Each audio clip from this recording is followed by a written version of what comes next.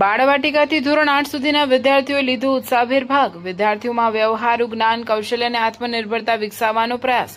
બાળમેળામાં cycle repairing અને cooker repairing સહિતની પ્રવૃત્તિઓ યોજાઈ। વિદ્યાર્થીઓને સુથારી કામ સહિતના વિવિધ વ્યવહારુ કૌશલ્યો શીખવવામાં આવ્યા।